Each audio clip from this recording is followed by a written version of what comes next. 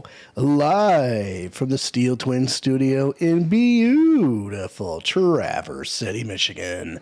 It's your boys, the Cannonball, the Cannon, the Steel Twin.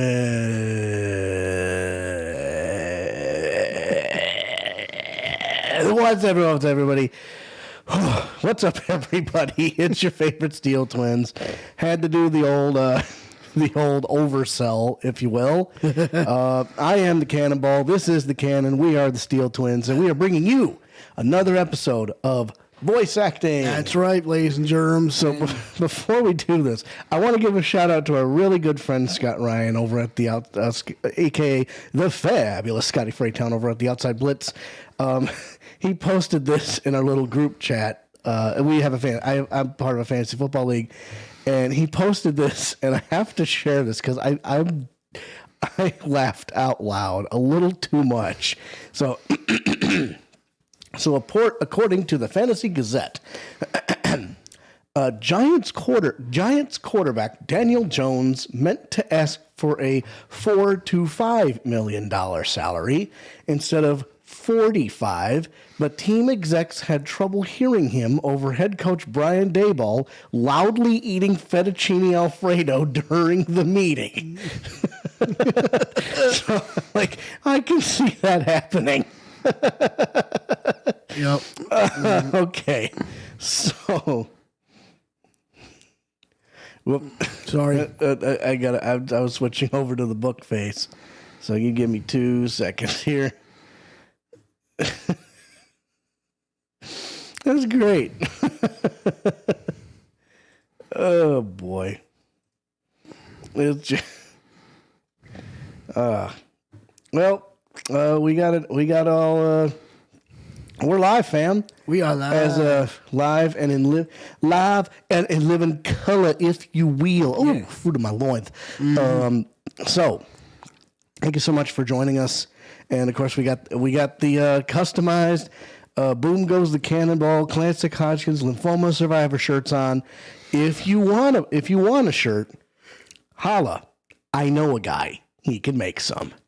Mm-hmm. Okay, enough of the cheap plugs. But real quick, we have to bring in our unofficial sponsors for tonight. We're tag teaming it. Today is supposed to be Ash Wednesday, so we're kind of celebrating Fat Tuesday a day late. I mean, don't judge. But if you do have a beverage on hand, if you do have something, go ahead and pull the pin on that, or twist the cap off. Package. What time is it? It's time to get bombed. That's what. Cheers to everybody. Cheers, mate.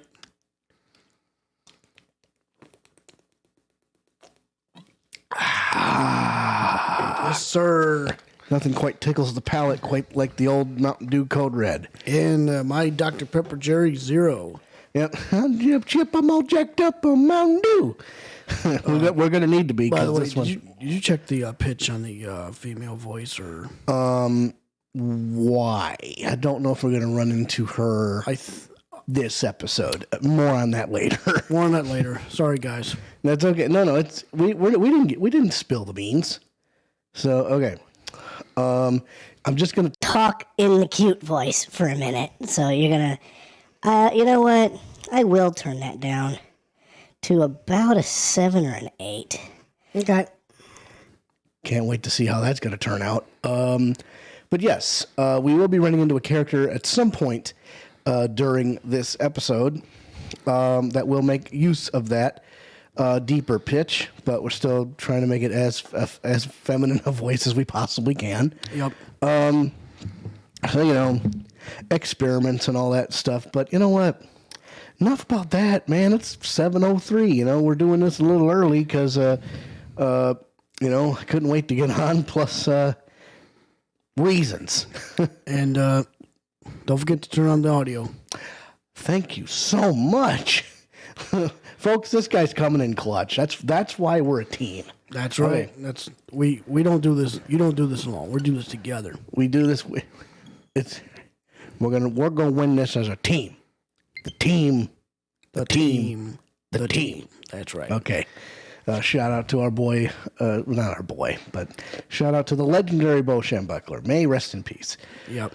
Okay, folks, so last we left our intrepid heroes, there was tragedy abound on the SS Buria, and our friend, we only got to know him in one episode, has passed away. Kazuma Asogi.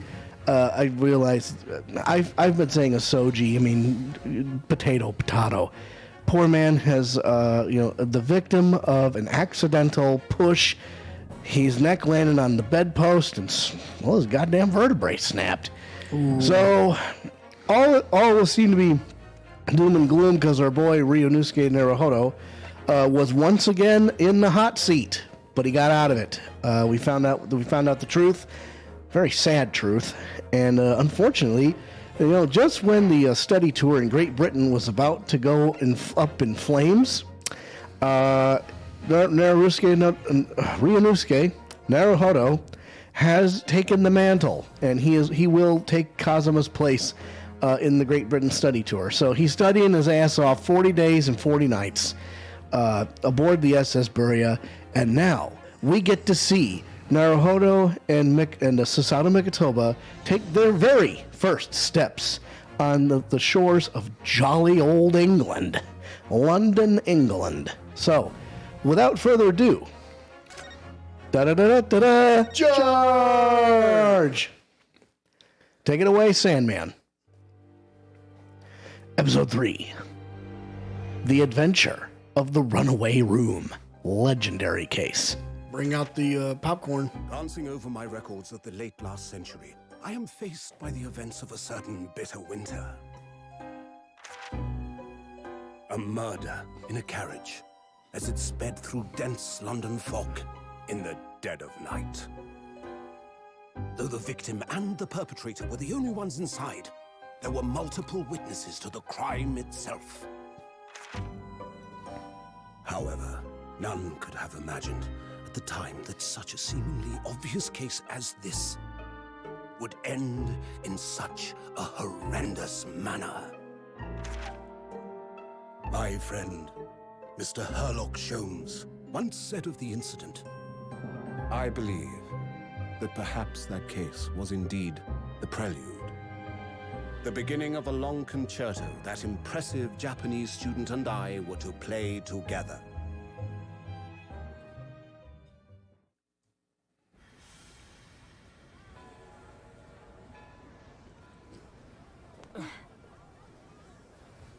Amazing. Is this really just a railway station? Railway station or not, I've never seen such an enormous building before. And look at all the steam locomotives. Strange, isn't The it? country is incredible.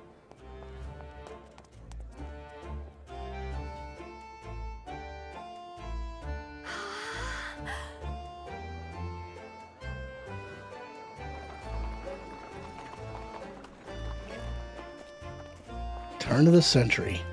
I feel like I'm dreaming. So this is the capital of Great Britain. So, where to? Oh, hello. Climb aboard. I'll take you wherever you want to go. In that case, the Supreme Court in Whitehall, if you wouldn't mind. My pleasure. I suppose you're visiting students from abroad, eh? Yes. Thought so. Well then, I hope you enjoy your stay. And welcome to the centre of the world, Great Britain's mighty capital, London. What's that tower off in the distance? It looks like an Eiffel Tower. That'll be important later. Okay, let me turn this dude. 18th of February, 9:21 a.m. British Supreme Court, Lord Chief Justice's office. Wow, look at the size of this thing. Yeah, it's I huge. thought my boss had a huge office. Oh, What an incredible place. it's so imposing. It's almost suffocating. This place is breathtaking. It looks like a fortress. There are some stone buildings like this in Japan now, of course, but they've only been built in the few short decades since we've opened our borders to the outside world. All right, whatever business you got to finish it quick. Yep. Okay, done. An authentic example like this has quite a different impact, wouldn't you agree? A far cry from the wood and paper most of our buildings are constructed from. It's certainly unfamiliar, but I think there's more to the differences than just construction materials. What is this place again? This is the Lord Chief Justice's office, Naruhodo-san, in the Supreme Court of Great Britain. The Lord Chief Justice? We had instructions to report here at this time.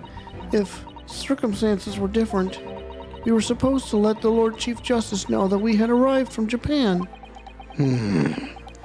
Kazuma can't. No. So instead, we are here in a different capacity, as envoys, to report the news of Kazuma-sama's death. Yes. And having delivered his or her message, an envoy's duty is done.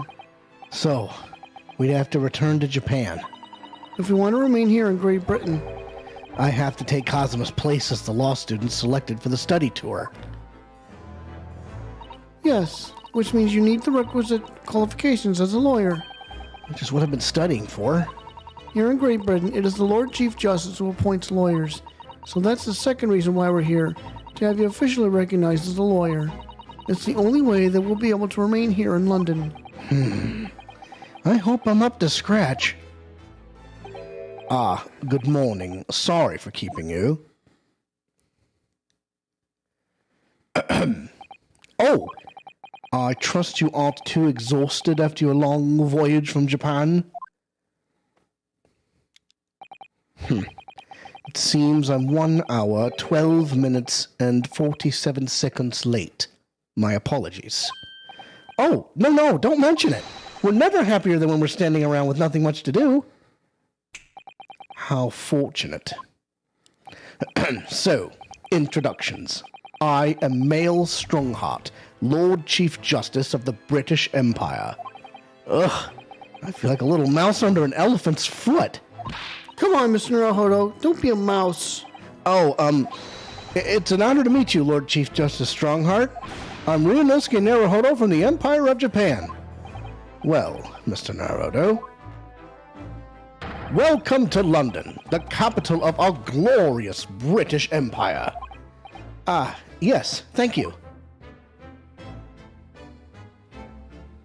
Well, Let's talk to this guy. Converse. So, what are your impressions of our capital so far? How do you like London? Oh, help! I've been so nervous ever since I got here that I can't remember a single thing about the city. It's simply splendid, isn't it, Mr. Naruhodo? Oh? We had a wonderful view of some of London streets from the carriage on the way here from the station. Everything is so impressive and grand. I must say, I'm almost lost for words. I'm glad to hear you like it. The city boasts tramways, piped water and gas, even cables supplying electricity. We spearhead every revolutionary new technology in the world. Every visitor to London is astounded. Oh, yes. Astounded is the word. Thanks for saving me there, Susato-san. And everyone here seems so jolly and full of vigor. Ah, yes. There's much excitement about the upcoming great exhibition we will be hosting here in London. Great exhibition? Cultural and technological achievements from around the globe are to be exhibited here in our great city. It will be the greatest spectacle of its kind in history, and will make Paris's World Fair look like a toy shop. Gosh, I can hardly imagine how magnificent it's going to be. Great Britain's capital city is nothing but magnificent. London is the center of the modern world. Even if you do say so yourself. The sun will never set on our great empire. Perhaps it is fate that in these progressive times we welcome visitors from the land of the rising sun. Okay, I really hope I can nail this guy's accent, because I tell you what, it just sounds right now to me. Lord Chief Justice, I think you were expecting a student of law for this study tour, weren't you? Absolutely. A Mr. Kazuma Asogi, if my memory serves. That's right. The British government has already been telegraphed a full report on the situation. I understand the young man lost his life aboard the steamship bound for our shores. It's amazing. The news reached him before we even arrived. My country naturally extends its deepest condolences to yours. Oh, thank you. And you honored this appointment specifically to inform me of the news? Yes. We are here in the capacity of envoys from Japan to report the sad news in person. They tell me you Japanese are a people of protocol and courtesy, and I see that that's true. And it is with some regret that I must inform you that the death of the young lawyer means this study tour arrangement can no longer proceed. If you would just hear us out, Lord Strongheart. What do you have to say, madam? It's about the study tour. Mr. Naruhodo here would like to make a proposal. Would he now? Let me do that again. Would he now? Well, Mr. Naruhodo, this is it then. The moment of truth. Here we go. The thing is, Lord Justice, Lord Strongheart, I was wondering if perhaps you would consider allowing the study tour to go ahead. Don't misunderstand me. Britain would ideally like to see the tour go ahead. But without a lawyer from your country, there's nothing to be done. Well, in that case, what if there was someone else? Another lawyer from Japan, I mean. Is there something I don't know? Only a single lawyer was invited to Great Britain from your country, and that was Mr. Asogi. At least, that is what I've been led to understand. Well, the thing is, this really isn't going well at all. I just can't seem to find the right word to say this man. Mr. Naruhodo. I could ruin things here if I'm not careful. What am I going to say? If there's someone else here from Japan who could be described as a lawyer, it's me. It's me. I can do it. Is that so? I mean, I don't actually have any qualifications as such, but no qualifications, you say, and yet you still claim to be a lawyer. I have acted as a lawyer in court before. Only once, as it happens. I had Kazuma to help me, and I was the accused. Glossing over the details. I've been spending every spare moment on the journey here to Great Britain studying. I've learned all about British law and court proceedings while I was on board the SS Buria. The voyage from Japan is some 50 days, I believe. Not what you might call a full education. To become a qualified lawyer here in Britain, not only do you need a university degree in law, you must also complete several years of training. I realize it's far too short a period of time, but I can't just go back to Japan. Kazuma, Mr. Asogi's journey had only just begun. Coming here on this study tour was all he thought about. I have to carry on and do everything he planned to do. I know it must sound like I have an overly inflated opinion of myself, but I would do anything to prove that I have what it takes. Any test you care to set me. Just one chance. That's all I'm asking for. Please.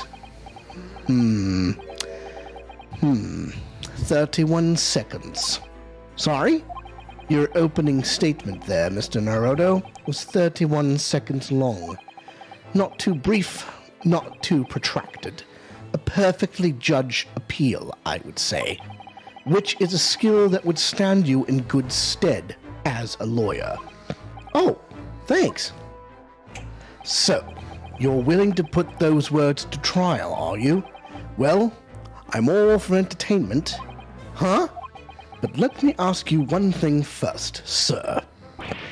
Yes? You say you intend to do everything Mr. Asogi planned to do. Are you firmly set on that path? Well, yes, that's my intention.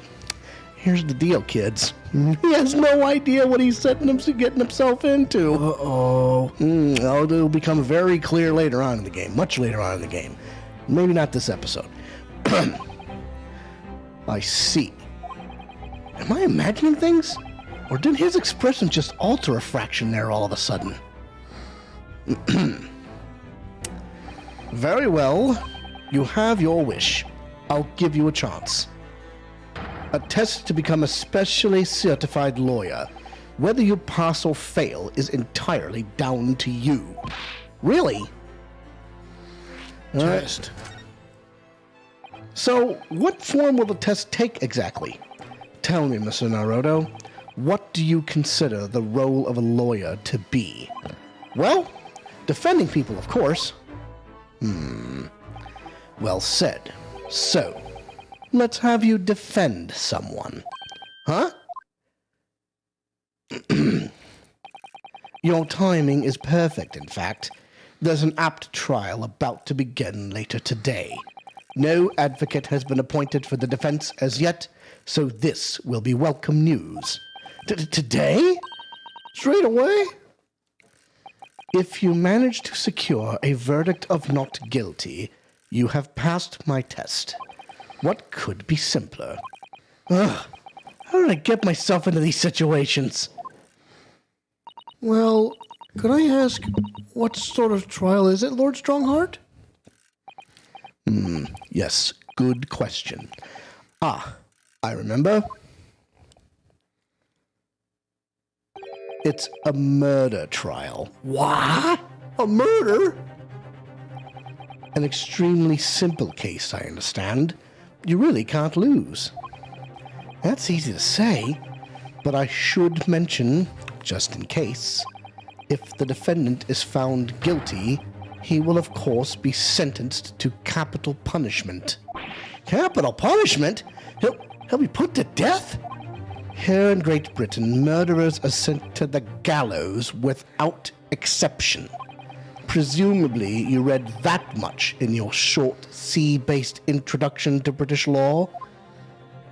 We can't possibly agree to such a test. We'll be toying with a man's life. I am the Lord Chief Justice, and I've decided it's acceptable. But you can't do that, can you? There's no need to overcomplicate this. All you have to do is to ensure that you don't lose. So the defendant may live or die depending on how well I perform in court? If I lose, he'll be hanged. Mr. Naruhodo, you've come to me claiming to be a lawyer. Huh? If you want me to take you seriously, you need to prove you're willing to do a lawyer's job. And you say you intend to see through the will of your compatriot, Mr. Asogi. I would like to understand just how far you're willing to go in order to make that happen. He's testing my resolve. What's the matter? You've fallen silent. I'm sorry, but time is pressing. The trial begins shortly. I need an answer from you now. What's it to be? What do I say? Do I agree to this absurd test? I'll do it. All right then, if I have to give you a decision now, my answer is I can't do it. I can't get the words out. 15 seconds. Your decision making needs work if you want to be a lawyer. That was too slow. So, it's as I suspected, is it? Sorry? You have noble intentions, but lack the resolve to see them through. The test is cancelled. Thank you for stopping by. Go and acquire your ticket for passage back to the east. Tomorrow, this conversation is over. Yes, Lord Strongheart. Thank you for offering me a chance. Mr. Naruhodo, I'm sorry, Mr. Sato, but what could I do? it's all right. I understand. You do? It's not an easy decision to choose whether to defend a man in these circumstances, but resolve has absolutely nothing to do with it. What are you trying to say, madam?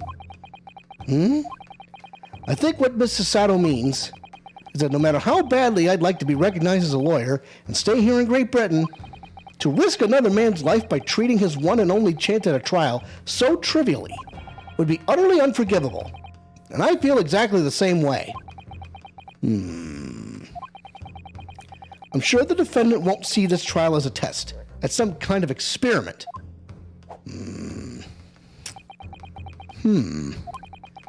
A lawyer may fight for his clients in court day after day, but for each one of those clients, the particular day they stand in the dock may be the only chance they have to fight to prove their innocence. No, I was wrong. I'm not qualified to do that job yet. I'm sorry for wasting your precious time, Lord Chief Justice. Wait, Mr. Naruhodo. Oh, was there something else? It's approximately 20 minutes by carriage to the Old Bailey from here. If you leave immediately, you should still be there in time. But I just said that... I was quite serious in what I told you. The defendant in this case has literally no one to advocate for him. What? At this point, he can't hope to find someone to represent him. The trial will begin without a defense. And if that happens, there's only one possible outcome.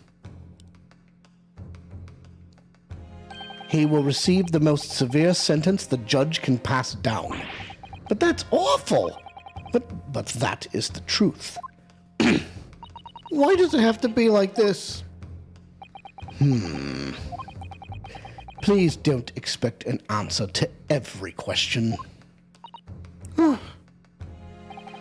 cold, hard truth of the matter is that there is only one person now with a chance to save this man from a very miserable end. And that is you. Really his only hope?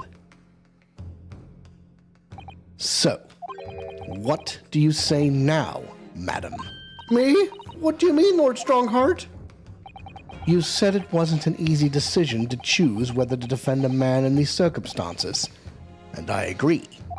But in my estimation, it is purely and simply a matter of resolve. Oh, Our time is up here. I have a meeting to attend. I must leave in 2 minutes and 16 seconds. So, venture into our great city and enjoy yourselves. There he goes. he's gone. The Old Bailey. If we're going to do this, Mr. Naruhodo, we must leave at once. All right, let's go. Let's get out of here. Move. Da-da-da-da-da-da, charge! Oh, I forget who's Magnus. I am.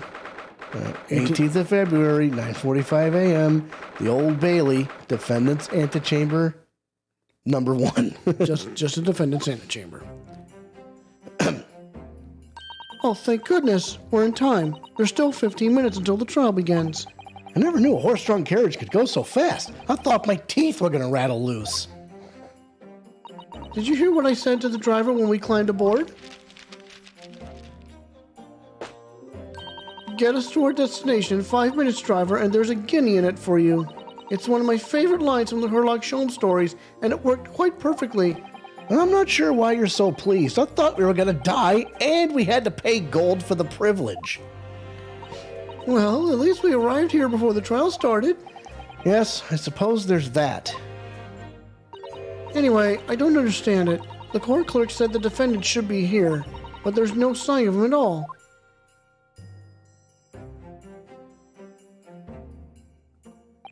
So this is the Old Bailey. Even this room for defendants to wait in is grand. Are you alright, Mr. Naruhodo? I'm feeling tense, that's all. This place gives me the same sense of foreboding that I remember from the Supreme Court in Japan. An oppressive air, almost as if the building itself is going to crush whoever is about to be sentenced. Feels like only yesterday that I was the one about to be crushed. Yes. Whoever the man you're to defend is, I imagine he's feeling very alone at this moment. Top of the morning to you, madam. Sir? What are you doing following me here? Things aren't fair desperate, are they? Sorry? Would you look at those expressionless faces? From the east, are you? We're from Japan, yes.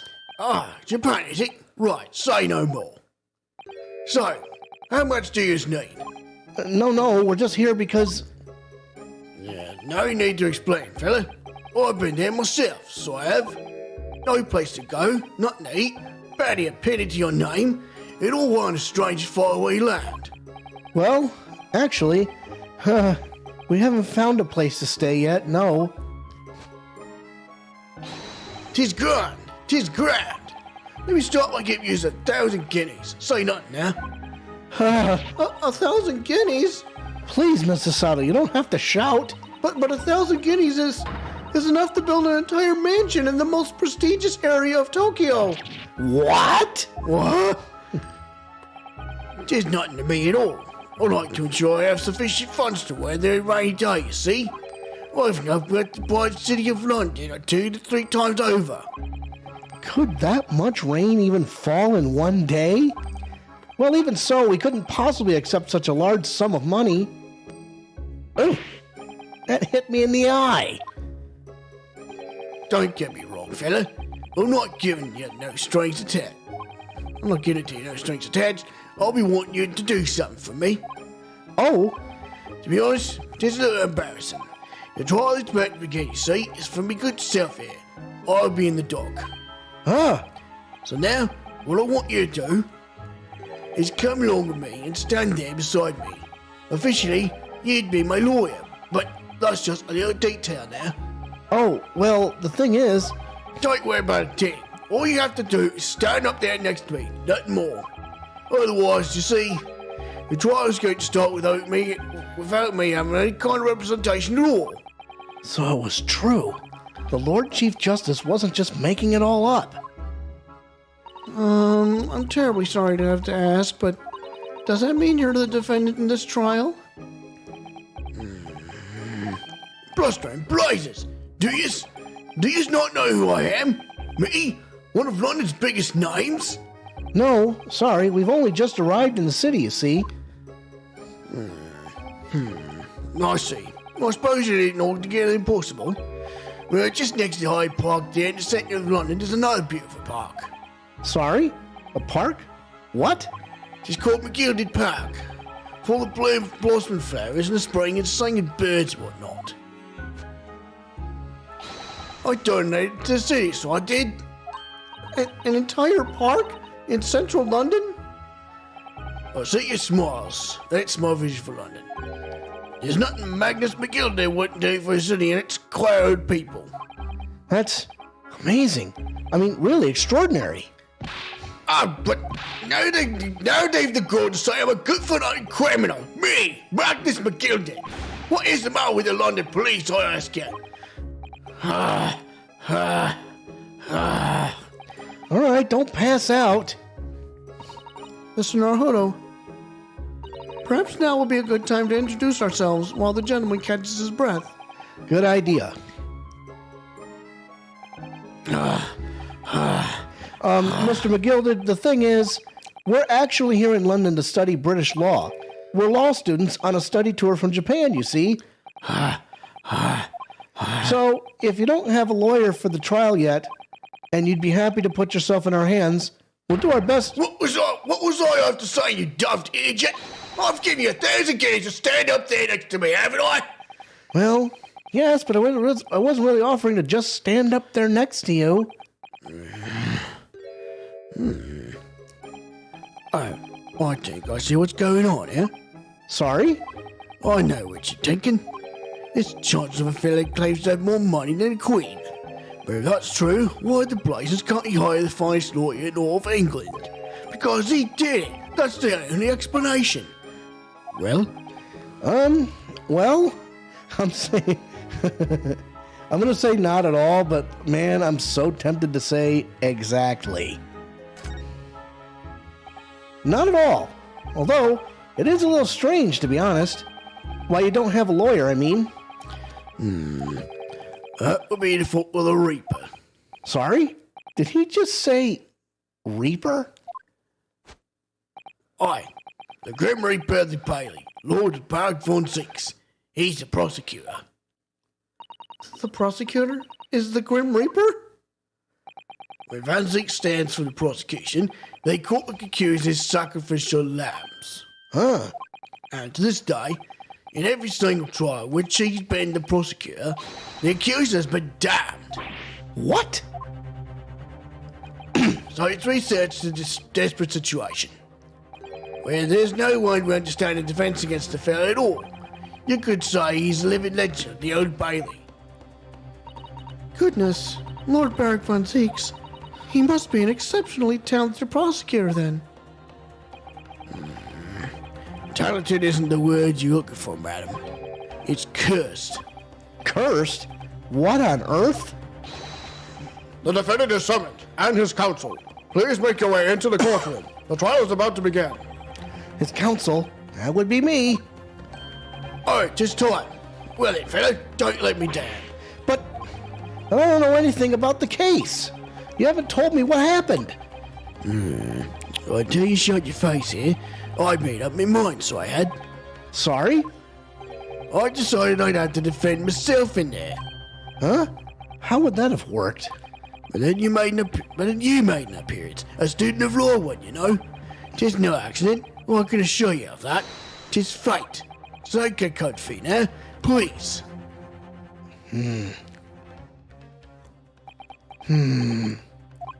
I literally know nothing about the case or about this man who stands accused. In fact, the only thing I do know is that I can't just turn my back on him. Oh boy. Mr. Naruhodo, The man has no one. He'll have to stand alone in that courtroom armed with nothing to defend himself. Yes, something that Kazuma would never have allowed to happen. Counsel for the defense, what are you doing? If you're late for the start of the trial, you will lose your right to stand. I'll be right there.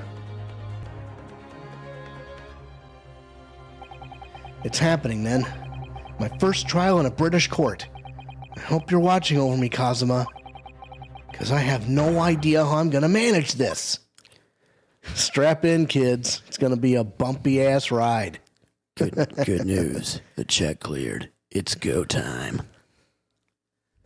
Oh, look at this courtroom. 18th of February, 10 a.m. The Old Bailey courtroom. Yes, there's only one courtroom in this building. Yep. So this is the highest court in Great Britain. The Old Bailey. The centuries of history in this place is palpable, isn't it? So different to the Supreme Court in Japan. it feels both imposing and serene at the same time. The atmosphere almost makes words redundant. Whatever the country, determining a person's guilt or innocence is always a solemn affair. May I say something, Mr. Naruhodo? Oh, yes. What? Your eyes look ready to pop out of your head again.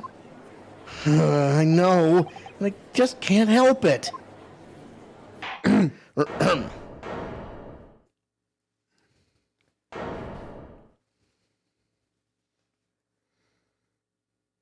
the name of Her Majesty the Queen, I hereby declare this court to be in session. We are here today to determine the guilt or innocence of Mr. Magnus McGilded, I now call upon the counsels for the prosecution and the defense to declare their willingness to proceed. The prosecution is fully prepared. That must be the Reaper of the Bailey. He does look fully prepared to dispatch his next poor victim to the underworld. Counsel for the defense. You appear to be Eastern. Do you speak English? Huh? Oh, yes, of course. Sorry. But he asked if the defense was ready.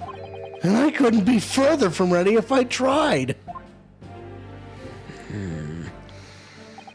Those eyes please me, Nibbanese. Huh? They shroud your fear, your doubt, your trepidation.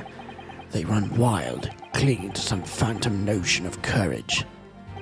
The quintessential look of a sacrificial lamb. Ugh.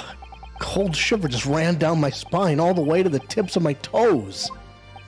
No, Mr. McGilded. Yes, my lord. You stand accused of murder, a capital offense. You could be sent to the gallows if found guilty. Are you quite sure you wish to entrust your defense to this foreigner?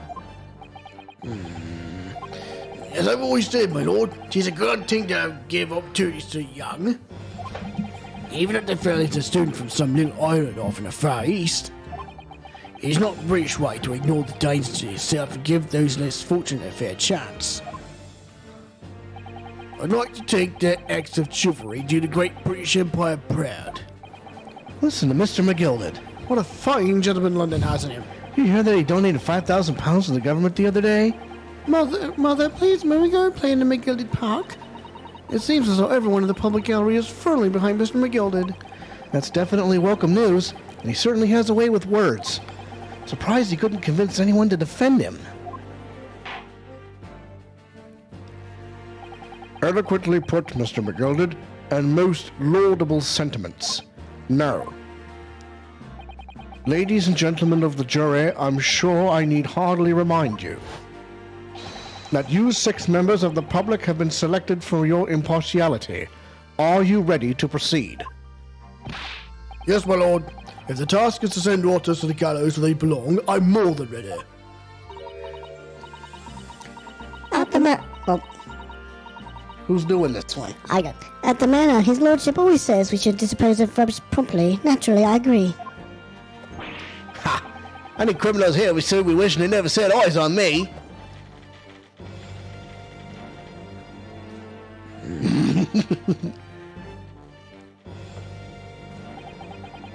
I feel a chill. Oh, don't mind me, my dears. I'll just be getting on with my knitting. Must finish these mitts for my grandson. Ah, Mr. Naruhodo. Those people are... The jury. Yes, that's something we don't have in Japan yet. That's right. I've only ever read about it. But here in Great Britain, the court's final verdict depends on the opinions of these 6 jurors. The judge passes sentence according to the law, but the jurors determine guilt based on common sense. So the defendant is ultimately judged from 2 completely different points of view. But how exactly do the jurors give their verdict? That I don't know, but I'm sure it will become clear as the trial progresses. Yes. Prosecutor Van Zeeks. My lord? It's been a number of years since we've seen you here in the courtroom. I thought you'd renounced your fame. I'm known as the Reaper of the Bailey, my lord. Infamy rather than fame, I would say. But yes, 5 years have passed since I last spread my wings in this capacity. So, what brings you back? Is there some change of circumstance of which the court should be aware?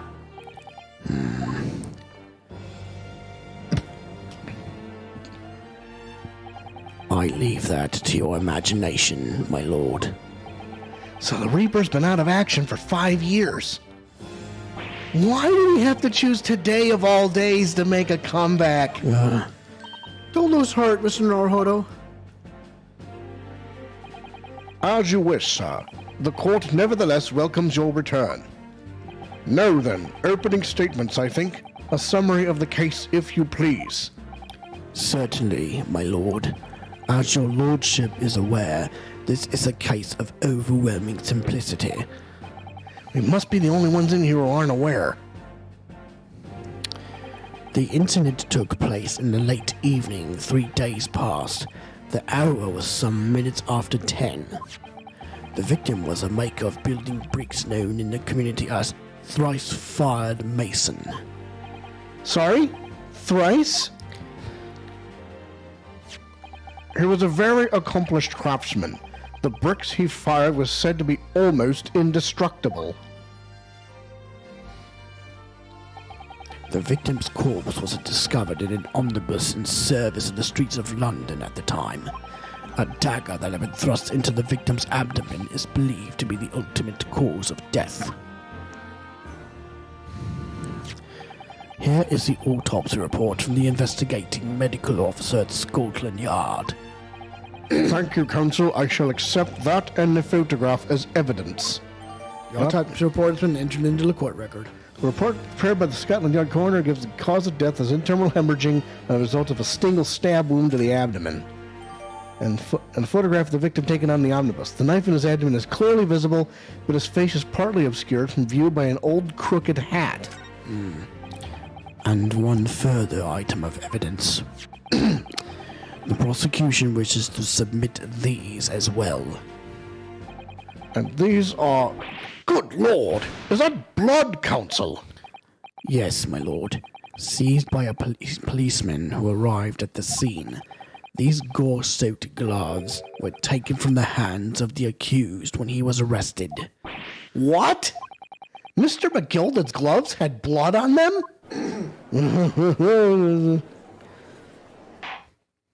Yes, I will accept these as evidence as well. Now, the gloves the defendant was wearing at the time of the incident, there's a blood stain on the right glove. How did I get into this? I backed into a corner before I've even started. Continuing. According to the driver of the omnibus, there were only 2 passengers traveling inside his vehicle at the time. Only 2?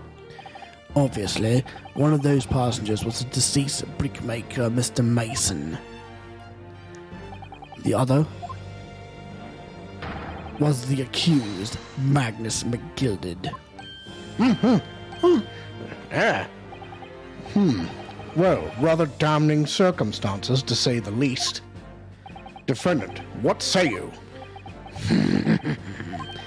Well, of course, I have no recollection of such a thing. Mr. McGilded! To be sure, I rode the omnibus that evening. Whenever I'm in a carriage, I'm taken with a fierce tiredness, and I always succumb to it. Are you claiming to have been asleep? 'Tis the motion of the carriage, my lord. Little and so it is, and when I opened my eyes again, 'twas a desperate sight before me, the body of a man I never laid eyes on before me in my life. Now I ask yous, what good-hearted soul would rush to help a fellow bleeding from his stomach? I wasn't about to start worrying about me gloves now, was I? I reached out to give the man a hand. So the blood got onto the gloves then, after the man had been killed. Unfortunately, that statement of the driver's is only the beginning. What? That's not all of it? There were multiple witnesses to the precise moment at which the brickmaker was fatally stabbed.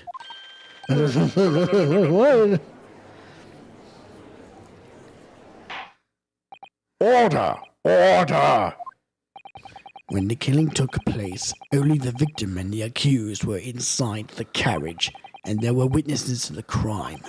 This is not just a case of compelling evidence. It's the nail in the coffin for the accused. Huh?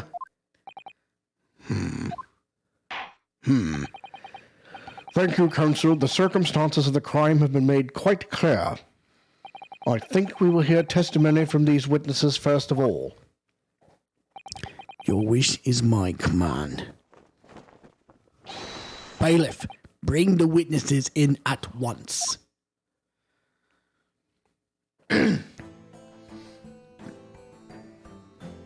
3 witnesses, holy shit.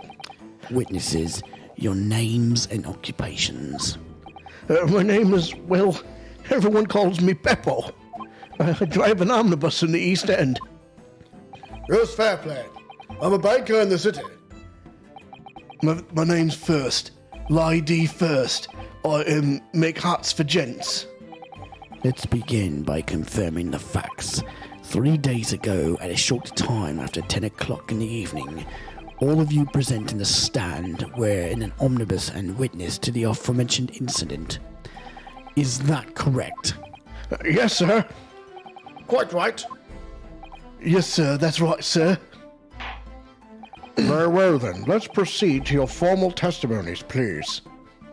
Each of you will tell the court precisely what you saw. Well, here we go. What no witnesses saw? It was the last bus of the evening, so I had a few customers. Remember it well. The victim and the man accused of killing him were sat next to each other inside the bus. Then out in the blue, the accused just reached over and plunged a knife right into his guts. That's right. He stabbed him. I screamed, I did. I couldn't help it. As soon as I heard the scream, I stopped my bus. And then I saw it too.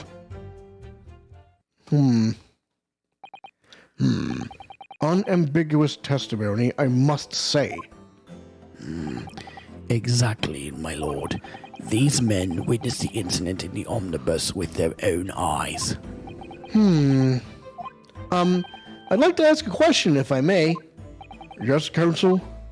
Well, this testimony makes absolutely no sense to me whatsoever. Why not? Well, the incident took place inside a moving carriage, didn't it?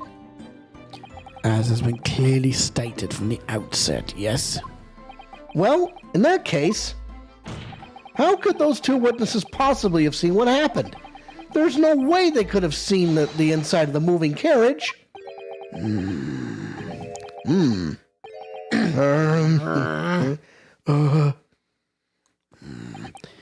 How quaint. I'd read that civilization in the Eastern Island nations was a good century behind our own. But you're here in London yourself. Are you really so ignorant about our omnibuses? Huh? Tell me, my Nipponese friend, have you even traveled in an omnibus? Well, no. We only arrived in London this morning.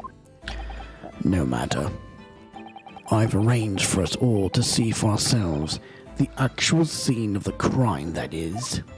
What? What do you mean? The actual scene? How?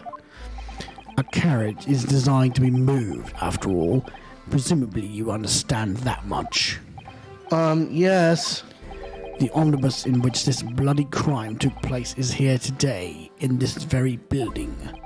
Here? What? The entire carriage? Bailiff, bring forth the stricken omnibus. There it is.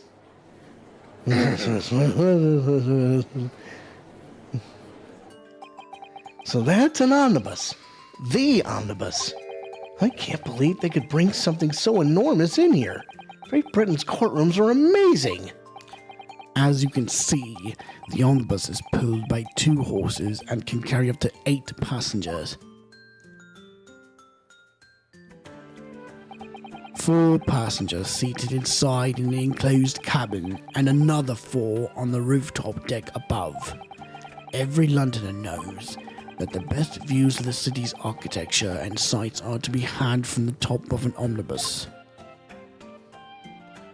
And I should point out to our foreign guests that there is a skylight in the roof, allowing a view of the interior from the seats above. Ah, skylight. Oh!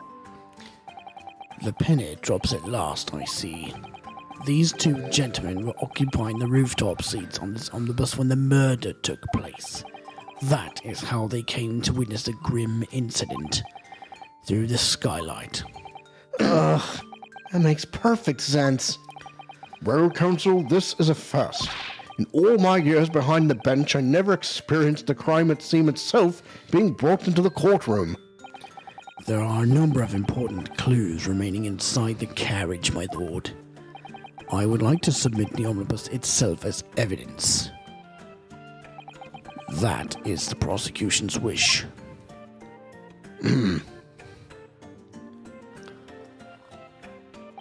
Very well, I see no reason why not. This omnibus is hereby formally accepted as evidence. The omnibus has been in the court record. 18-seater omnibus, that was the scene of the crime. There were passengers both inside the carriage and on the roof deck that night. I can't believe it. The entire crime scene entered as evidence? Yes, Great Britain is simply extraordinary. I could help myself a lot by giving that omnibus a thorough examination, seeing as it's here. Let us continue with proceedings, then. Your cross-examination, counsel. Pray don't expect this Nipponese strain to understand the intricacies of a British court's cross-examination rights. All right. My first cross-examination in a British court. Oof. Focus, Ryunoske. Focus. All right, here we go. Cross-examination time. What the witness saw. It was the last bus of the evening, so I had a few customers. I remember it well. Hold it. Yes, I think it was sometime after 10, wasn't it? Oh, yes, sir. That's right, sir. Yes. Ever so cold it was, sir. Freezing, in fact. And you had 4 passengers on board at the time. Is that correct? Yes, that's right, sir. Not all traveling in the same part of the bus, of course, though. No. And there were no other passengers when the incident took place. No one alighted, for example. You're quite right with that, sir. No other passengers like that. No, none. So nobody fled the scene of the crime, then. I have to say, the boss insists on it running. It does. Every evening. The last bus of the day. But I do wonder sometimes if it's altogether worthwhile. Yes, sorry to say. What do you mean by that? Well, what with it being so cold and everything, I'm making 20 pence on the run, you see. That would be important. Yes, I spend that much at the pub on the way home just trying to warm up again. The victim and the man accused of killing him were sat next to each other inside the bus. Hold it! And you saw them through the skylight in the roof of the carriage? That's right. When you sit up on the top deck, the window's right there at your feet. There was a lamp on inside, so I had a pretty good view. The 2 of them were wearing hats, and I couldn't exactly make out their faces. But there's not a shred of doubt in my mind that it was Mr. McGilded. How can you be so sure? Well, how can I put it politely? McGilded's a gentleman of rather small stature. I couldn't have mistaken him for anyone else. Let's not forget that when the vehicle came to a halt, the only people inside the enclosed cabin were the deceased Mr. Mason and Mr. McGilded. There is no room for doubt here. I really wish there was. And out of the blue, the accused just reached over and plunged a knife right into his guts. Hold it! You actually saw the exact moment it happened? Didn't I already testify to that? Oh, our fair dinkum, hard-working city banker's not considered trustworthy these days. Oh, no, I didn't mean that. This is no good. I've really got his back up. Perhaps you could just tell us what you saw in a little more detail, if that's... My lord? Drawer number 3. What's the meaning of this? My mind is made up, my lord. Completely and utterly made up. Made up about what? I don't like stating rich. Never have. Always up with something or other they shouldn't be. Every one of them. And that little leprechaun of a man is no exception. Well, you can't fool me. Guilty. Uh-oh. There's no point wasting time listening to any more of this. That's my opinion on the matter anyway. Hold it. Hold it! That is precisely what I was about to say. As the foreman of the jury, it is my duty to set a good example to my fellow jurors. Guilty. Oh no. What is happening here? Let me see. Oh, yes. It seems that's how the members of the jury give their verdicts. With fire? Apparently, yes. White for innocent and black for guilty. As the 6 members of the jury make up their minds about the case, I gotta hydrate. Yep. one by one, they each cast a ball of fire into the great scales of justice, as we saw a moment ago. So if those enormous scales fall completely to the black side, does that mean... Let's do our very best to make sure that doesn't happen. Now I'm even more worried than I was before. Very well. The court acknowledges the change in the jury's stance. Counsel for the defense, please continue with your cross-examination. It's a nightmare. Examination. That's right. He stabbed him. I screamed, I did. Couldn't help it. Hold it. He stabbed him, you say? And you were sitting up on the roof deck, were you? Yes, that's right, sir. I was up on the roof seats. I remember seeing a little Jake sitting next to the fella that was stabbed.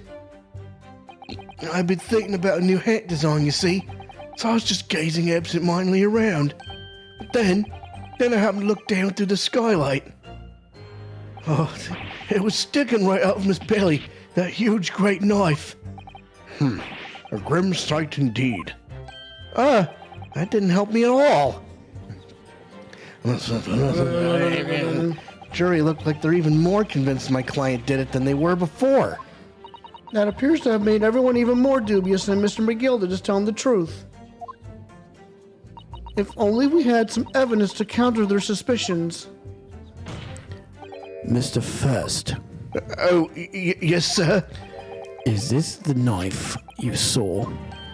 Oh, good grief. Yes, that's it. The very one, sir. Is that? Yes, counsel. This is the blade that was driven into the victim's belly like a stake through the heart. That is a blade of considerable size, counsel. It is. And furthermore, the scabbard is emblazoned prominently with a certain initial. Emblazoned. Thank you. The letter M, which seems oddly familiar. Please, no. M for Magnus, perhaps? Or McGilded, possibly? Take your pick. It seems this particular big name in London made a magnificent mistake. Objection. But there are M's everywhere. Yes, like in Mason. Objection! This blade is far too extravagant for a poor brickmaker to have owned. No, this weapon of murder almost certainly belongs to the accused. Not conclusive, but certainly compelling, counsel. Murder weapon has been entered into the court record. A largish knife that was found lodged in the victim's abdomen. Its quality and fancy ornamentation suggest it must be quite valuable. My lord, if you'll forgive the interruption. A juror number 2. Go on. Mr. McGilded is a pillar of society and a gentleman, and a gentleman's word should be sacrosanct. Sacrosanct. Sacrosanct, thanks. Sacrosanct. However, those of us in service know we must accept hard truths. Wait, what are you about to do? Dispose of the rubbish. She says guilty. What? 3 down, boy. 3 more to go. No. I don't wish to cause offence, but I do like to eradicate all traces of filth and grime. Hold it. Hold it. I have painstakingly typed every word uttered here today and cross-referenced all the facts. As such, I am now in a position to draw the only logical conclusion. Guilty. Oh no. Oh no. Not again. That's 4 out of 6 jury members who have proposed a guilty verdict. There are only 2 left. We've had it. Every time I press these witnesses for more information, I just make the situation worse. Nevertheless, what we need more than anything at the moment is more information. We're still very much in the dark. I suppose I'll just have to keep pressing the witnesses, knowing that more sparks may very well fly. We mustn't give up hope that we'll uncover something that will give us a way to fight back. But, all right. I'll keep trying. Can't give up. I just need to keep calm and listen to the witnesses' statements again. As soon as I heard the scream, I stopped my bus, and then I saw it too. Hold it! What exactly did you see? Oh, well, sir, that would be the passenger, sir. Yes, collapsed on the floor he was. And by the passenger, obviously you are referring to the victim, Mr. Mason, the brickmaker. And then the other passenger had that knife in his hand, like this. By the other passenger, obviously you are referring to the accused, Mr. Magnus McGilded. And then he plunged it down like this, stabbing the other passenger in the belly. What? Who's doing this one? My lord, I wish to speak. Yes, juror number 5. Do I take it that you, too? As the master of the London Guild of Coachmen, the idea of a murder being committed in one of the city's carriages is utterly abhorrent to me. It wouldn't be right to make a decision before hearing all the facts, though, I said to myself. But I've heard enough now. The horse has bolted, as they say. No, please, just keep an open mind a little longer. Key up now, Silver Blaze. The finish is in sight. Guilty. Oh, no. One more. Bippo is a long-standing member of the guild, and I trust what the man says. Oh, thank you, sir. You're too kind, sir. This is too unkind, sir. Which now means that 5 jurors agreed to condemn this man.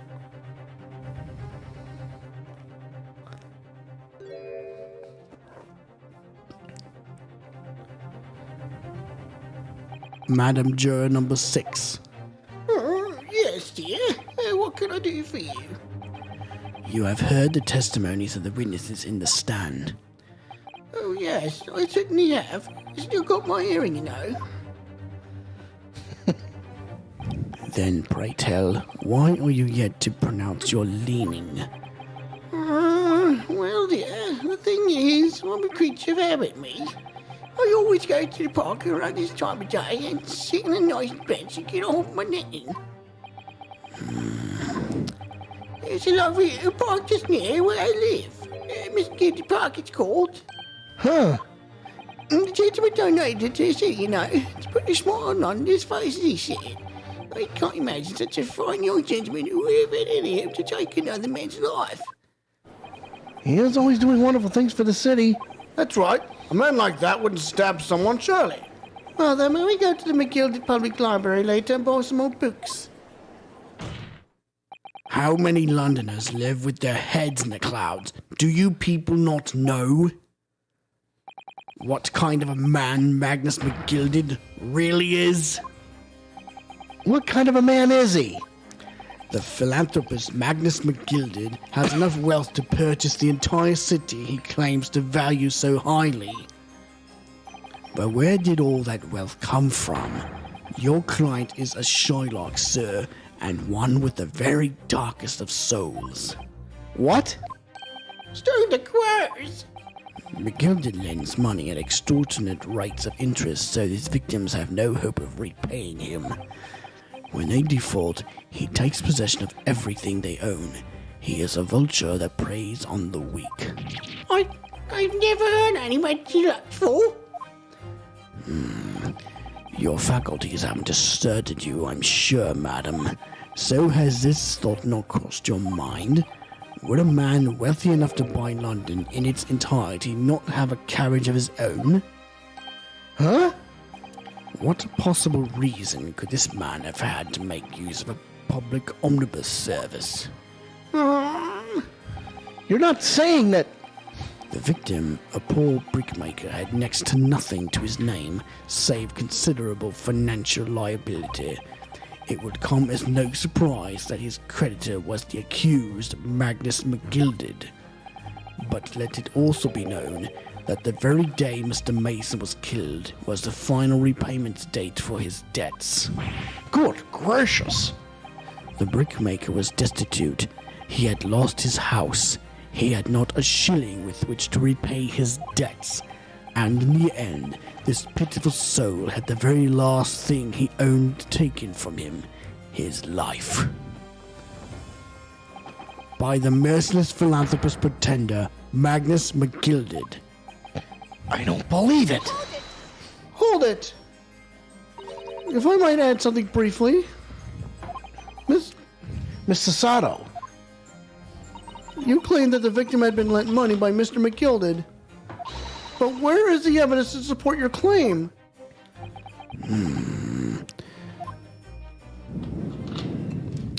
Well, this is where he gets Here we go. sassy and wasteful. Pray forgive the discourtesy of filling my hallowed chalice in the court of law. Aha, there it is. Lord Van Zeek's hallowed chalice. How can this be considered acceptable? But I find myself in unexpectedly good humor. I had heard ladies from the Far East could show great courage, but I didn't expect to experience it myself. As a judicial assistant to the defense, I am simply doing my job. What a pity that your display of courage is in vain. This is the debtor's ledger, which details all monies loaned by the accused. You will find the victim's name clearly recorded inside. Oh. Allow me to present this ledger as evidence. And pray forgive the discourtesy of writing my chalice in a toast to the enigmatic ace at the same time. A marvelous toast, counsel. I will gladly accept this new evidence. The catalog of people who had borrowed money from the defendant at a high rate of interest, and includes the victim who owned 20 guineas. Whew, that's a lot. Ah, yes, 20 guineas. The victim owed a considerable sum. And the accused made quite certain he had ample recompense. Recompense. Well, it would seem I've had you all poured over my eyes. Regrettably, madam, that is the modus operandi of the accused.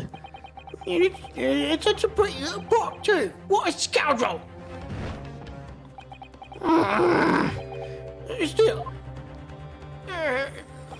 maybe it's all for the best. Wait a minute. Let's think about this a little more before... I can't stand for nonsense! Guilty! Oh my god. Oh, okay. So, oh boy. What happens now? That was it. The last juror's decision.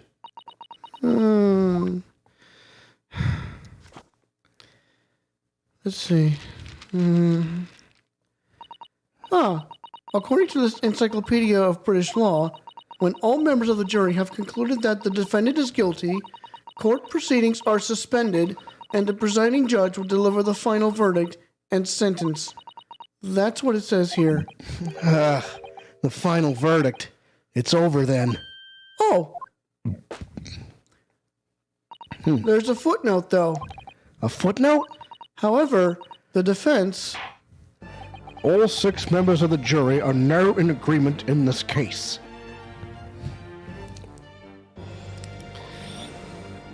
Allow me to convey my respect for your swift and righteous decision. According to the laws of this country, I will now conclude the trial by delivering my final verdict. I trust there are no objections. Miss Susato, just tell me one thing. Oh, yes? You were in the middle of saying something before. The footnote in your Encyclopedia of British Law. However, the defense. What did it say next? Oh, yes, of course. One moment. When all members of the jury have concluded that the defendant is guilty, court proceedings are suspended and the presiding judge will deliver the final verdict and sentence. Then the footnote says, however, the defense has the right to demand a summation examination of the jurors at this point. Oh. Summation examination. Objection! A summation examination? From which century has that tome you have there been resurrected? Ah! Judging from the binding, I would say that book is at least 50 years old. Any modern text on British law wouldn't even give such an antiquated procedure a mention. Antiquated procedure. A mention. It's a relic, long forgotten and certainly no longer practiced. So you're out of luck. Oh. What even is it, Miss Susato? This so-called summation examination. Oh, one moment, and I'll read about it. You would demand the right to a procedure before you even understand what it entails. Typical Nipponese. All right, Mr. Naruhodo, I think I understand. It seems that under this procedure, we will be able to appeal to the members of the jury. To do what exactly? Appeal to them to change their leaning and reverse their decisions. And it says here that, if successful, the proceedings of the trial must be resumed.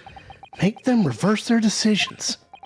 Yes, in times gone by, barristers would use a summation examination to attempt to influence the jury's decision. But that procedure became something of a formality with no practical benefit, really, so it rather fell out of use. I wonder why. Because it was devoid of purpose. Changing just one member of the jury's mind would be hard enough, let alone several. No self-respecting defense barrister would even assert his right to try in this day and age. Still, I don't see any mention of the procedure actually being formally revoked. What are you suggesting? I'm suggesting that although it may be antiquated and largely forgotten, it isn't yet extinct. What do you think, Mr. Naruhodo? A summation examination. Our last possible option. Do we assert our right to carry it out or admit defeat? Assert our right. Let's do it. There's no other way to do it. The defense wishes to assert its right to a summation examination, my lord. Objection! London is the capital city of the most powerful nation on earth.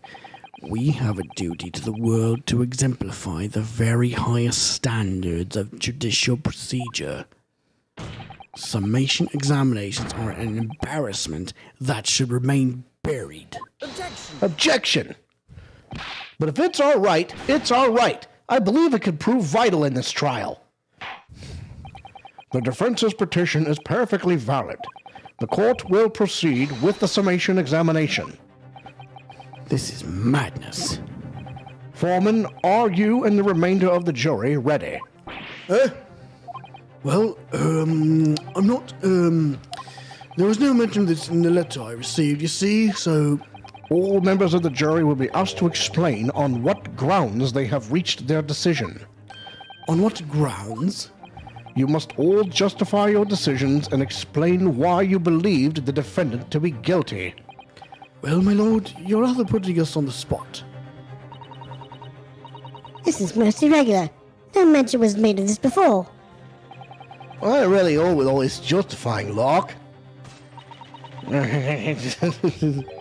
That seems to have thrown the jurors off. It seems none of them have experienced this before. All right then, the summation examination. A defense procedure no practicing lawyer has attempted for years, is it? Well, just maybe, it might be the opportunity we've been looking for to turn this trial around. So be it then, ladies and gentlemen of the jury, the court hereby calls upon you to state the grounds on which you find the defendant, Magnus McGilded, guilty of this most serious crime. Judicial findings. The jurors' contentions. There was no one else inside the carriage at the time, so it has to have been him. I trust the driver. He has an excellent memory, it seems. 4 passengers with fares totally 20 pence. He stuck a chap next to it just like this. Brazen, I must say. Absolutely brazen. I have simply typed and collated all the statements made thus far and drawn the logical conclusion. You can trust the guild. Fair fares is our motto. We haven't raised prices above 4 pence for years. Ding, ding, ding. Did you just sense a math problem? Well, I think so. The scoundrel stabbing that poor man on the floor. It beggars belief. I'm starting to wish I hadn't pushed for this now. Some of the jurors don't seem to have wonderfully formed arguments, though, do they? Well, let's see what we can do. We need to get these 6 people to change their minds. I'll have to throw everything I can at them and use some very persuasive language. Just a moment, Mr. Naruhodo. According to my book, that's not quite how it works. Oh? I thought I was going to have to thaw their icy minds with some heartwarming rhetoric about the defendant. Unfortunately, once the jurors have decided the defendant is guilty, they're unlikely to heed anything the defense says. But then... They've reached their conclusions by their own reasoning, you see. Your pleas will sound like excuses. In fact, it could recoil on you. The more you try to persuade them, the more entrenched they may become. Then what on earth am I supposed to do? Oh dear, I'm just citing what I've read about British law, Mr. Naruhodo. Right, I'm sorry. Do you have any idea how to make this work then? Well, from what I can understand, the key to this procedure is using the jurors' own words to make your arguments. What do you mean? Well, the 6 members of the jury are randomly selected members of the public. They may appear to present a united front, but the truth is, they are complete strangers who just happen to find themselves here in the courtroom together. And that's the way to break them down, you mean? Yes, exactly. We must listen very carefully to what each member of the jury says and see if we can identify any contradictory statements. If we can, we then contrast the statements and pit the corresponding jurors against each other. I see. So it's contradictions in what 2 or more jurors say that we're looking for. In a way, then, this is similar to a regular cross-examination. Oh, yes, I suppose you're right. Find contradictions in their statements and pit the jurors against one another to break them down. All right, I might be able to pull this off. No, that's not right. I have to pull this off. Can we start proceedings, counsel? I would ask you to take the stand for this. I'm expecting a clear and concise rebuttal. Yes, my lord. Here we go. Here we go. Jury examination. The defense's rebuttal. There was no one else inside the carriage at the time, so it has to have been him. I trust the driver. He has an excellent memory, it seems. 4 passengers with fares totaling 20 pence. Hold it! But does his ability to recall his takings that night really tell us how trustworthy the man is? I manage all his lordship's cash affairs, so I'm very particular when it comes to accounts. I see. A single penny can mean the difference between life and death, after all, can't it? That's a saying in your country? My point is, a man who minds his figures is a man you can trust. Those of us in service would swear to that, sir. Does that bench really need any more polishing? So if the good driver says that he saw Mr. McKilldid in the act, I don't doubt him. The only task left to do today is disposing of the rubbish. Now wait a minute. One of the other jurors mentioned something about money, I think. Now would be a very good time to listen carefully to the jurors' statements again, Mr. Naruhodo. If you notice an inconsistency in what 2 different jurors are saying, I should expose it by pitting them against each other. Yes, let's see if I can do just that. Now, we're going to skip over it. He stood a chap next to him just like this. Brazen, I must say. Absolutely brazen. Hang on. You can trust the guild. Fair fares is our motto. We haven't raised prices above 4 pence for years. Hold it. That's how much it costs to take the omnibus? That's right. As the guildmaster, I decided to set a policy for all drivers across the city. One fare, no matter which bus you take or how far you're going. We have to compete with the rise of the motor car, you see. Us coachmen have to make a stand together. Motor cars, you say? Yes, and this murder on one of our buses is extremely damaging to our cause. It's beyond the pale. I'll lead to a decline in passengers. You mark my words. It will lead to a decline in passengers. You mark my words, and it's all that rascal's fault. He has to pay. Is it the crime or his buses he's more worried about? Anyway, every member of my guild is reliable and trustworthy. So if the driver says he saw him do it, that fellow in the dock is as guilty as a sin. All right, I got. Okay, so it's time to pit my first two jurors. So it's driver, excellent memory scenes, 4 passengers, fairly 2020. No. Objection. Those two statements clearly contradict each other. They do? Explain yourself, counsel. Me? Oh dear, what have I said? I swear on Silver Place's name and maiden name, I haven't the first idea what you're talking about. According to the group testimony we've heard so far, there were 4 passengers on the omnibus on the night in question. And according to the coachman, Mr. Beppo, he took 20 pence in fares. Quite right, I have those precise details typed neatly here in front of me. And juror number 5 also told us the following. The fare for the omnibus is always 4 pence. That is a fair and convenient single price. Just the way London's carriages should be operated. But that doesn't add up at all. In fact, it leaves a glaring discrepancy in the facts. Why, man? Why? 4 passengers paying 4 pence each, if you do the multiplication... It would be 16 pence. Exactly. As I said, it doesn't add up. The figures are different. 4 pence, in fact, or precisely 1 person's fare. 1 person's fare? Yes. In other words, on the omnibus that night, it's distinctly possible there was another passenger we've heard nothing about. Good gracious. This can't be right.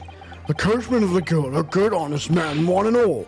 Trustworthiness is our watchword. The figures your coachman claims most certainly do not add up. Your watchword, good sir, is a fallacy. I beg your pardon? Mr. Guildmaster, I think you ought to consider that if this trial were to end now, the news will surely spread all over London. The news that one of your coachmen tried to hide the fact that he lets nefarious characters ride his omnibus. All right, then. How do I make it so this miserable trial doesn't end, Let's see. Well, according to my book here, you simply launch a ball of fire onto the innocent side of the set of scales. Now hold your horses there, coachman. We were all in agreement. Why do you have to go and... Wait till I get my hands on you, Beppo. Not guilty. 1 down. Oh, this is all very irritating. Begging your pardon, sir. I'm going to do the same. Not guilty. 2 down. 2 more to go. For the love of Mike, not you as well. I'm panicking with the difference between a smile and a tear, after all. I certainly can't put my trust in someone who doesn't follow my exacting standards in financial matters. Oh, really? I, for one, think it's only proper that we hear from the witnesses again. Oh, well done, Mr. Naruhodo. You did it. If we can manage to change 2 more jurors' minds, we could force the trial to continue. 2 more.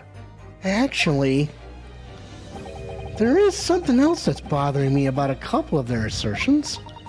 Then that's where you must strike next. So I need to pit 2 more jurors against each other and show there's another contradiction in their assertions. Exactly. You can do it. Well, the scales of justice have shifted, but they still weigh heavy on the side of guilt. Counsel, you have the floor again. Continue with your summation examination. I know exactly which ones to do. Stuck a chap next to him just like this. Brazen, I must say. Absolutely brazen. Objection! Those two statements are completely contradictory. What? What? Explain, Counselor, post haste. Oh, dearie me. I was always holding it to jump from all the half. Was all this claptrap? Was contradictory even mean, I ask you? We've heard from more than one witness that they allegedly saw the actual moment when the defendant stabbed the victim. Now, out of curiosity, juror number 3. What? Can't you see I'm busy here? How would you say the defendant stabbed the victim? What sort of motion was it? Ha! Want to test me, do you? Ha! It was like this. Stuck the fellow next to him without even getting up. Just like the prim banker said. Yes, that was Mr. Fairplay's testimony. Quite true. Now then, juror number 6. Oh, is that me, is it? What can I do for you, young man? How would you say the defendant stabbed the victim, madam? Oh, well, dear, as far as I understand it, it was like this. He stabbed the poor man after he collapsed on the floor. The coachman said so. Now don't move. Take a look at these two jurors. He stuck the fellow next to him without even getting up. And he stabbed the poor man after he'd collapsed on the floor. Well, I never. They're stabbing in totally different directions. What? Chris, what stitches? What a muddle. What this tells us is that there's a strong possibility one of the witnesses isn't telling the truth. But why? Why the dickens would they lie? I don't know that yet, but what I do know is that if the trial ends at this point, we may never find out. We may never know the real truth. Ladies and gentlemen of the jury, can you really let that happen in all good conscience? Lies, you say? Oh, dearie me. I can't find people telling lies. Not guilty. Just one more. Here we go. Halfway there. The scales. I don't believe it. Hold it! Hold it! Hold it! Wait! Now hear this, my fellow jurors. I warn you. You cannot listen to this man. Look at him in his black suit. He's clearly some devious Eastern sorcerer using magic on us all. I could use magic. Do you really think I'd be putting myself through all this? Answer me this, Doc Jinx. Huh? Me? What exactly is the problem? What of it if two witnesses have slightly different recollections of events? What of it? Let's say the Shylock did stab the victim as he was sat next to him on the omnibus, and this young dandy saw him do it. And now let's say the victim collapsed on the floor, and then the Shylock stabbed him again, and this old lady saw him do it. Well, what's to say it didn't happen like that, Well, let's take a look at the court record real quick. Named thrice-fired Mason, age 54, occupation brickmaker. Time and cause of death, 15th of February, 10 to 11 p.m. Stabbed once in the abdomen with a knife whilst journeying in an omnibus. Died due to internal hemorrhaging resulting from the trauma. That's your silver bullet. Oh, you call it dandy, sir? Well, I should take this knife to you. Why are you calling out? Why, I should take this needle to you. We're ready to kill each other now. But could the foreman of the jury be right? Did the two witnesses see two different moments of the same crime? It's out of the question. Unfortunately, Mr. Foreman. What is it, you dog jigs? Come on, out with it. What you're suggesting is impossible. It's out of the question. What? What are you talking about, man? How could you possibly say that? You do realize that I'm only doing my job. As foreman of the jury, I have a responsibility to steer everyone in the right direction. So where's your evidence, man? That's what we want to see. I say the two witnesses saw two different moments of the same crime. If you say that's out of the question, show me some proof. Looks like the only way I'm going to convince him is to present him with something he can't dismiss. Some irrefutable hard evidence. As you wish. What? I'll give you the proof. It's out of the question that the two witnesses saw two different moments of the same crime, as proven by the autopsy report. This is the victim's autopsy report. According to what's written here, Mr. Mason was stabbed in the abdomen only once. Only once? It's quite simple. The victim was stabbed precisely one time, which means these witnesses can't possibly have seen it happen two different times.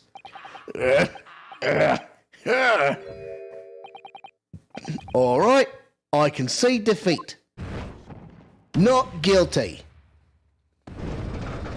Objective complete. Wait, that means 4 jurors are now leaning to not guilty. We've done it, Mr. Naruhodo. We've won. Well, we won this round. What are you playing at, you dandy fool? Shut your trap, sir. No one deceives me. But we had a consensus. I said shut your trap. I know a liar when I see one. If a chap ever dares to cross the threshold of my shop, I'll take his razor-sharp blade and shave every last hair off his head. Please tell me he's a barber. Well, in a quite remarkable turn of events, the defense's summation examination has flipped the balance of the scales of justice. The jurors now stand at 2 for guilty and 4 for not guilty. Accordingly, there is no longer a large enough majority among the jury for me to adjudicate, and the trial must continue. I hereby ask the defense, prosecution, and witnesses to return to their places, and I call upon all of you to continue to pursue the truth. What are we waiting for? Let's go. So, Lord Van Zeeks, continue to substantiate the case for the prosecution, if you please.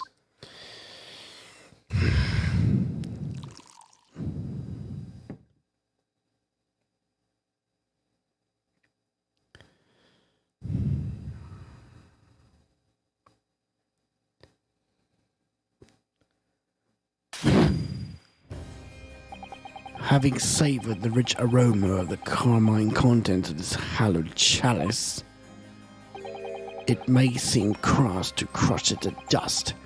Pray forgive the discourtesy. Lord Van Zeeks? Is it cold in here, or is it just me? As your antiquated tome no doubt says, the prosecution may not speak during a summation examination. So I honoured a deadly silence and listened to the charade. It seems I overestimated the intelligence of the jury. Well, no matter. There is nothing so hard to prove as a self-evident truth, it would seem. No, and why else would we grace the courtroom with our presence after all? So, let us proceed to the next round of battle. Bring forth the witnesses once more. Yeah, he's madder when he removes that cape. Witnesses, I trust you heard the summation examination we have just had to endure. Oh, yes, sir. That I did, sir. Of course I heard it. Yes, sir. I heard it. You, sir, on the end, the coachman. I believe it's Beppo? Yes, sir. My lord, sir. If it transpires that in your previous testimony you were attempting to veil the presence of a 5th passenger on your omnibus, you will be found guilty of perjury. You are advised to bear that in mind, sir. Oh, mio Dio. Now then, witnesses, I hereby call on you to testify before the court again. you will explain the various misgivings brought to our attention by the defense's summation examination. Round 2. Witness testimony. Various misgivings. Okay, he said mio Dios. He's probably Italian, so. I only carried for 4 passengers at that night. I swear it, but.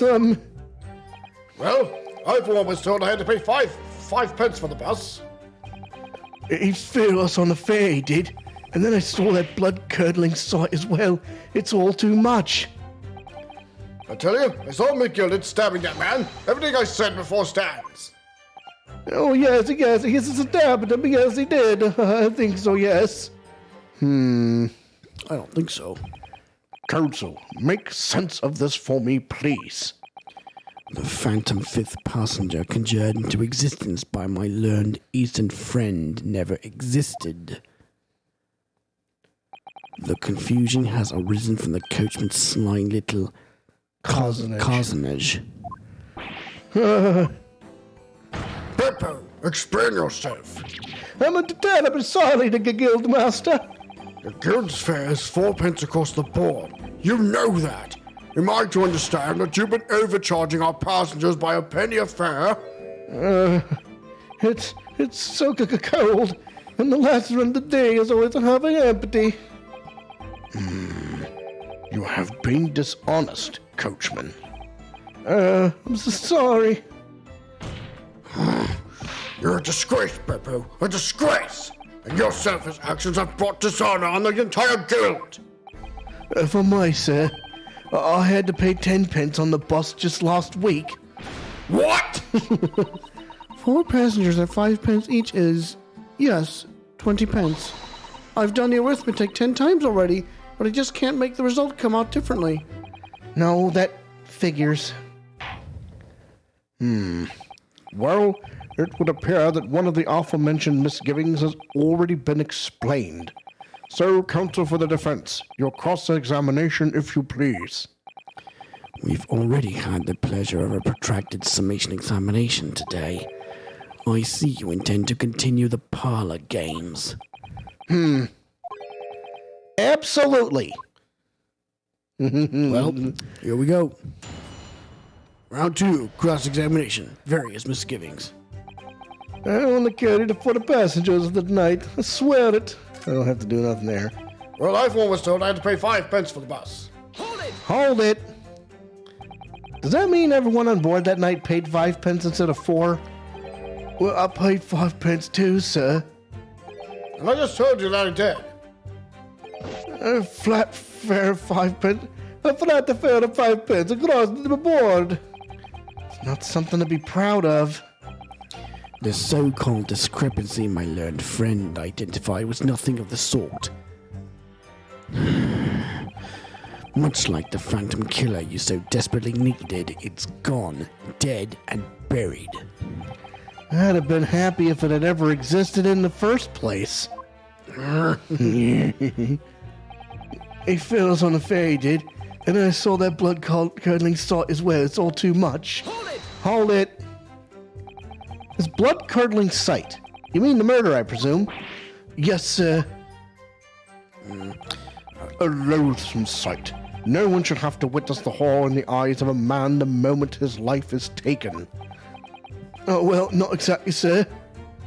I mean, I didn't actually see the exact moment a gent was stabbed. Good gracious, really? We have another witness who did, however. The banker has already testified to it. Mr. First didn't actually see the point at which the victim was killed. That may turn out to be very significant. The banker gent next to me took a shot and take a breath, see? That's when I through the glass. That's when I saw that horrible blade poking out from his belly all covered in blood. Every time I see a knife now, I can't help screaming, even when I'm eating. I tell you, I saw McGilded stabbing that man. Everything I said before stands. Hold it! So you saw the defendant, Mr. McGilded, stabbing the victim, Mr. Mason, who was sitting next to him? That's what it said, isn't it? It was bothering me before, this was. For just a brief moment, he hesitated before answering the question. Anyway, there was only the two of them inside the carriage, wasn't there? There's been much talk of a fifth passenger, but as yet, zero evidence. Then what are we wasting all this time for, eh? It's black and white. The man's guilty. Something about Mr. Fairplay's testimony just jars with me. I wish I could work out what it was. Oh, yes, he stabbed him. Yes, he did. I think so, yes. Hold it. Earlier, you testified that you saw the moment when the defendant allegedly stabbed the victim, didn't you? Oh, yes, that's right. You said that the victim was on the floor and described the assailant holding a knife in an ice pick grip. I suppose I might have, yes, put the cart before the horse, maybe. What's this? Well, I'm quite sure about most of it. I was driving the horses when I heard a scream from the seat on the roof deck. Oh, I expect it was me, sir. And then when I turned around, yes, I saw it through the skylight. And the gentleman was on the floor, and the knife was sticking out of his midriff. That's right, yes, and the fellow holding the handle was the famous man. Yes. So in short, you didn't see the moment when the victim was actually stabbed at all. I really thought that I did, but when I go over it again in my head, no, I suppose I didn't actually see the precise moment of the stabbing, did I? Oh, what the... Hey!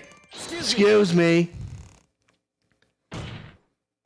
Do you have something to say about that, Mr. Fairplay? Now you listen to me. I know what you're thinking. He didn't really see the exact moment the fellow was stabbed. What are the chances of that? Eh? Are you asking me? Are you asking me or telling me? He's getting flustered. I might be able to extract some new information from him if I answer him cleverly. Could he have just happened to see the exact moment the crime was committed? What does the story say? Some days are like that. Well, I suppose some days are like that. Sooner or later, you'll see something you wish you hadn't. If you're always peeping through a skylight on the top of an omnibus. Huh? Peeping?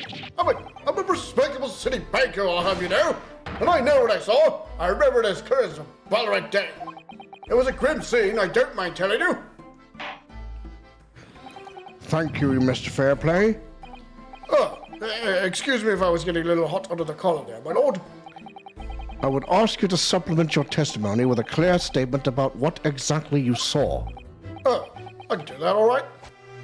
I can do that all right. I'll tell you just how grim it was. Do you think I'd forget the sight of those blood-soaked hands of that butcher stabbed the man? What hands? Objection! Objection! Blood-soaked hands. Well, I admit that soot might be laying it on a little thick, but anyway, there was definitely blood all over them. Both of them were covered in it. Well, I'm very sorry to disagree, Mr. Fairplay, but that's more than a little peculiar. What? Here are the gloves worn by the defendant, Mr. McGilded, on the night in question. Oh, yes, right.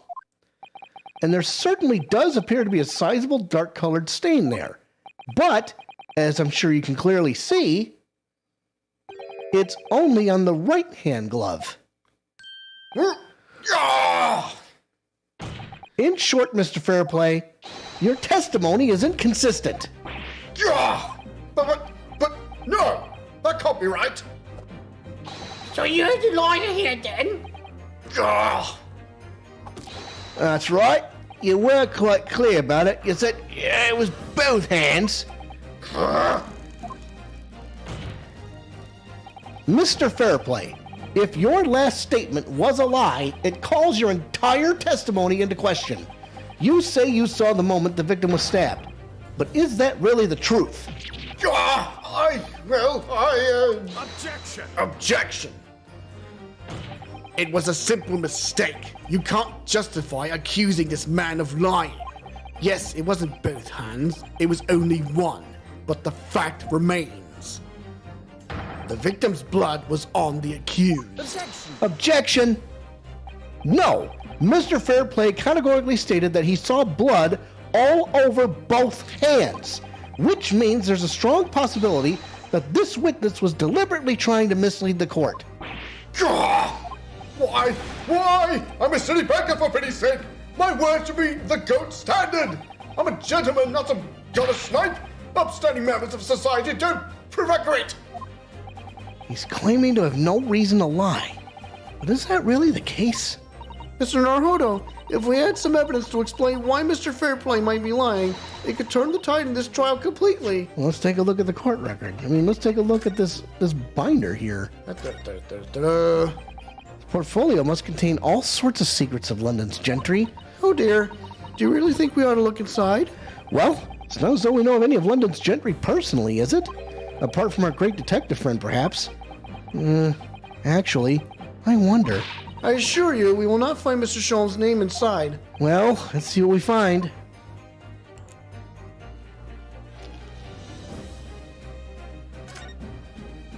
Gosh, it's crammed full of gentlemen's names, isn't it?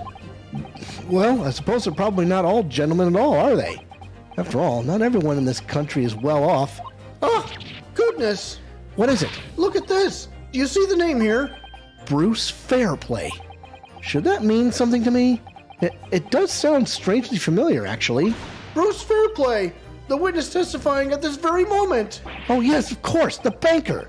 Why is his name in here? He borrowed 20 guineas, did he? And look, the repayment date is fast approaching. It's possible that this is just a coincidence, of course, but this could be very useful information. The details of the debtor's ledger has been updated. Among the defendant's list of debtors is Bruce Fairplay, who would have been due to repay his loan imminently. Ooh. Let's just run through the rest of this. No, we'll get to those when it's relevant. Something to show this man is a compelling reason to lie in his testimony. I have evidence. Yes, you do. My lord? Yes, counsel? The defense is ready to present evidence. By Jove, are you sure? Yes, evidence that will clearly demonstrate why Mr. Fairplay had reason to lie in his testimony. Very well. I hereby call on the defense to present its evidence. The evidence that demonstrates a motive for the witness's alleged deception of the court. Take that! This is a list of the debtors who owe money to Mr. McGilded. Yes, a list of innocent victims crippled by the accused extortion. The point is, among the names of these debtors is your name, Mr. Bruce Fairplay. What? Mr. Fairplay, are you currently indebted financially to the accused? No, well, it's barely worthy of being called a debt. According to this ledger, you owe 20 guineas. Not an inconsiderable sum of money, wouldn't you say? Well, what of it? Let's suppose Mr. McGilded were to be found guilty of murder. What would become of your debt in that case?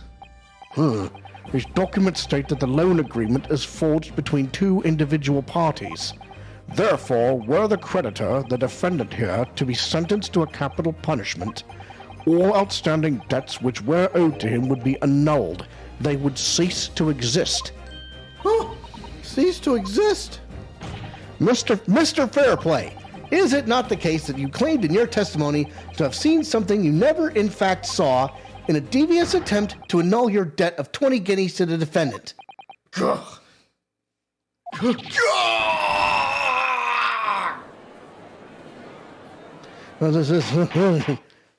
Order! Order! Mr. Bruce Fairplay. Yes, my lord. Let me ask you again, and be aware that your answer may have most serious implications upon your future, sir. Did you, or did you not, see the precise moment in time at which the defendant is alleged to have thrust a knife into the victim?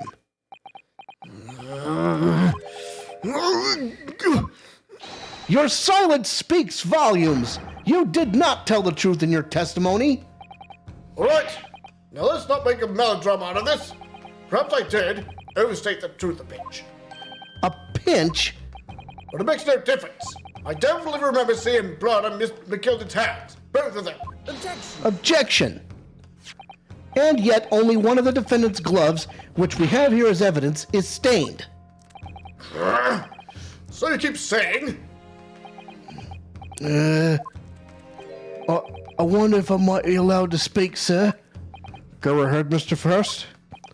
Well, the thing is, I think I remember seeing it myself as it happens.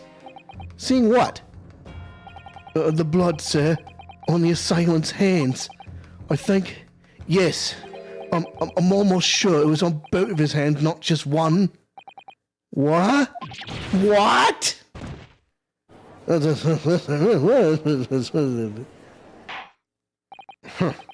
appears that we're going to need further testimony from all you witnesses. This time, I would like to know precisely what you did and what you did not see. Do I make myself perfectly clear? Yargs. Mr. Naruhodo, this is good news. The course of the trial seems to have shifted slightly at last. Yes. I might finally have a chance to turn things around here. Well, time for witness testimony. What the witnesses really saw. There was blood on both hands of the assailant. I sincerely and distinctly remember that. However, I suppose you might say that I didn't see the exact moment the stabbing transpired, if that matters. I remember seeing the knife, and I remember seeing both the attacker's hands with blood on them. I didn't actually see anything of myself, no, not until I heard the scream. What scream? Anyway, the fact remains, there can't have been anyone else inside that carriage, or we all would have seen.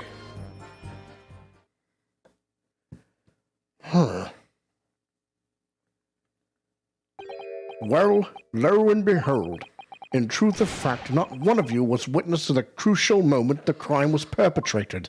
I apologize, my lord, but honestly, there was no one else inside that carriage and the man's hands were covered in blood. That much incriminating evidence is tantamount to saying we saw the man do it. That's really not what testimony is about. Let us examine the interior of the omnibus once more. The victim's fresh blood is clearly visible on the seat, corroborating the witness's accounts. In other words, there is no substantial nor significant change in the facts of the case. All right, let's take a peek inside that omnibus. So we're gonna open we're gonna open it first of all. Well, let's open the door and go inside, shall we? Scene of a murder. It's horrible. Look.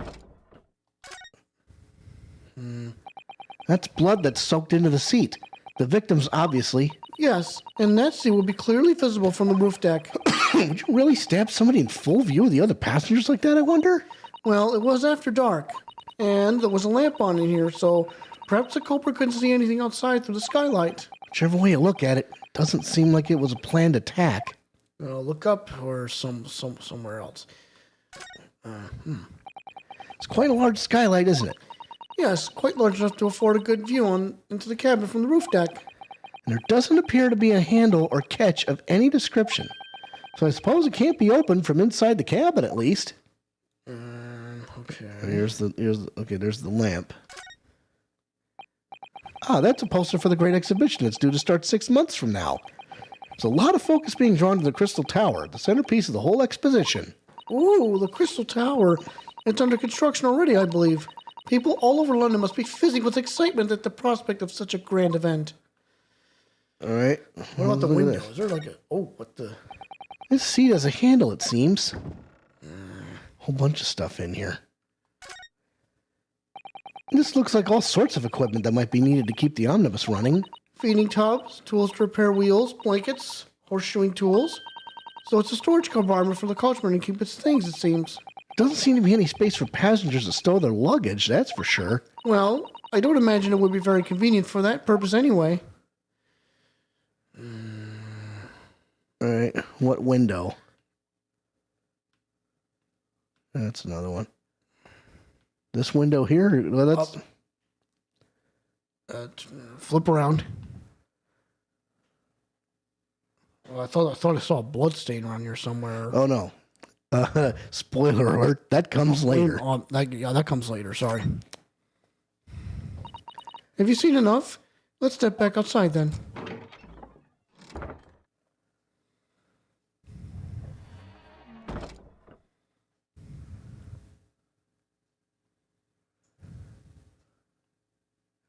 Well, there does seem to be a catch. You can certainly see inside the carriage through this opening, that's for sure.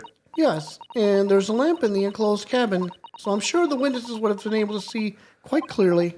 That's not good for us.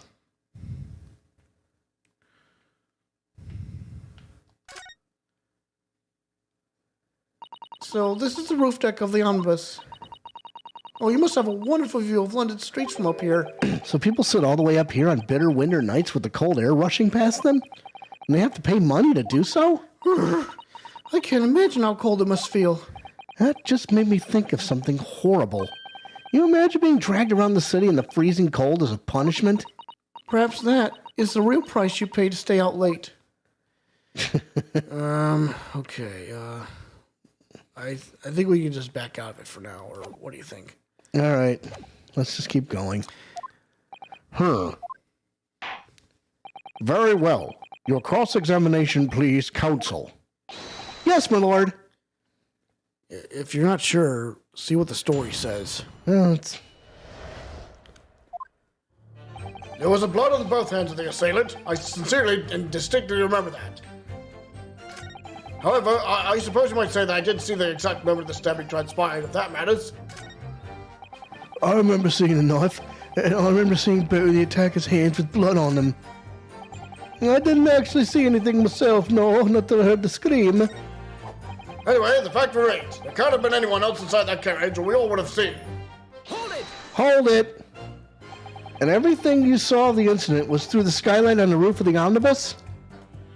That's right. It was fiercely cold that night, but the glass wasn't frosted over. Oh yes, I remember I was shivering, it was so bitter. Which rather begs the question of why the pair of you were sitting on the roof deck in the first place. Well, I don't know about this young fellow, but I couldn't enter the cabin. Oh? Why not? It was locked from the inside. I tried knocking, but no one opened the door. It was locked? That's right, and it's a public bus service for pity's sake. That's not what I call fair play. Yes, I had exactly the same experience. I tried knocking, but the jet inside just gestured at me to clear off. So I had no choice but to climb up the roof deck and look down longingly into the warm cabin below. Well, I can assure you, I wasn't just looking down. I was glaring, long and hard. And that's precisely why I can tell you with absolute confidence that if there was anyone else at all in that cabin, I would have noticed. Unequivocal, I would say. I'm not sure about these two witnesses. Could they really have seen everything inside the cabin through the skylight? They might not have been able to. Allow me to confirm one thing, Mr. Fairplay. You were riding this omnibus and witnessed the events in the cabin through the skylight in the floor of the upper deck. Is that right? That's right, yes. In that case, there is a portion of the cabin interior that would have been out of sight from you. What? Boy, golly, really? Obviously, at this stage, we can't say for sure. But the possibility cannot be denied that at the time of the incident, there could have been another passenger in the enclosed cabin of the omnibus. Objection. Enough hypothetical meandering, my Nipponese friend. The prosecution demands that you substantiate your claims. After all, the scene of the crime is here, in the flesh. Very well. I will uphold the prosecution's demand. You will identify the area on this cross-sectional plan of the omnibus. Where exactly in the omnibus are you suggesting that this potential extra passenger could have been situated? That lowers... Right over here. Take that! Take that! Both rows of seats on the roof face in the direction of travel, whereas the seats in the enclosed cabin face each other, which means The visible part of the cabin, which passengers on the roof deck can see through the skylight, is as I've drawn here. Ah, That's right, my lord. As you can see, the seat opposite the one on which the victim and his attacker were sitting is obscured from view. In other words, if someone had been sitting on that seat, it's quite possible that these witnesses would have been completely unaware of it. Objection! It's quite possible some phantom was sitting there. You Nipponese have a forbidding habit of obscuring the truth with ambiguity. Huh? I concur with the prosecution's rejoinder. In a British court of law, evidence is paramount. I cannot entertain this conjecture, counsel. That is, unless you're able to put a name to this mysterious passenger to whom you allude. Can you, Mr. Naruhodo? I honestly don't know. Who could it have been? Who could have been in the other seat, which was out of sight from the witnesses on the roof deck? I have an inkling. Yep. I understand, my lord. The defense would like to put forward a name. The accused, perhaps? Per- You are a fool. That response was a desperate attempt by a man who has no notion of his own limitations. A toast to hard lessons not yet learnt. Let us not delay, counsel. The defense is still to name the passenger in the other seat. Phew. This could be it. This could be the chance I've been waiting for to turn a trial in my favor. On that night, on the night of the murder, the person occupying the seat in the omnibus cabin that was obscured from view was Magnus McGilded. The passenger in the enclosed cabin that the witnesses on the roof deck failed to see has to have been Mr. Magnus McGilded. Mr. McGilded?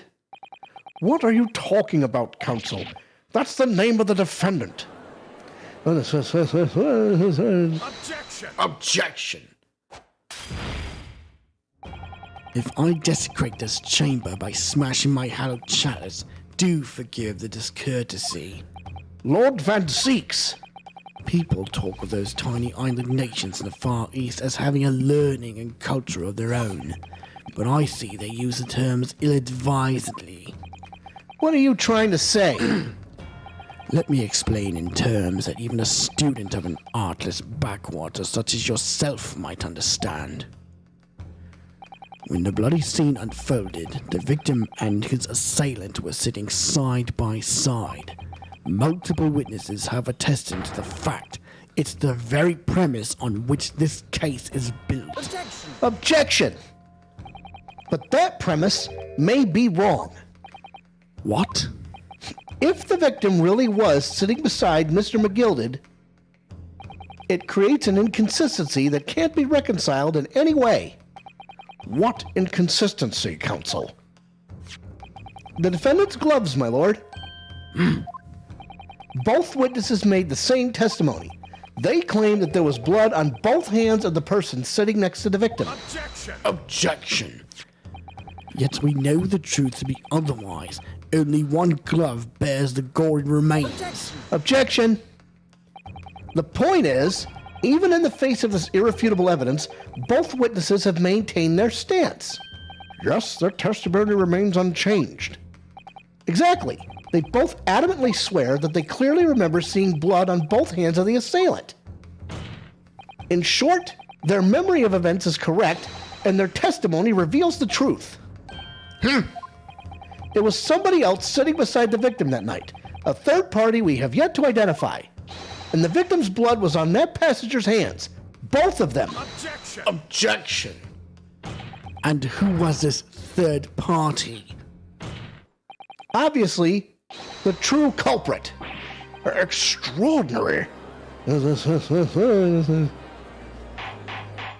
Order! Order! What exactly are you postulating? Objection! The defense's postulation is just that, nothing more than conjecture. The witnesses have clearly stated that they saw the accused. Objection! But when elaborating on his testimony, Mr. Fairplay said the two of them were wearing hats, and I couldn't exactly make out their faces. Yes? The tops of their heads were obscured by the roof. I can see the rest of them, though. Yes, that's right. Both gents were most certainly hatted. Hatters do tend to notice such things, sir. And what particular styles of hat did the two gentlemen sport, Mr. First? I'm afraid I don't remember. And you call yourself a hatter?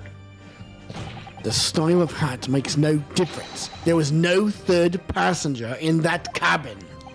How can you be sure? Because if there had been, the accused Mr. McGilded would undoubtedly have offered to depose the fact. Huh? Unless, that is, you are proposing an even more preposterous explanation. That the accused failed even to notice the presence of the true culprit in the very cabin in which he traveled. Ah!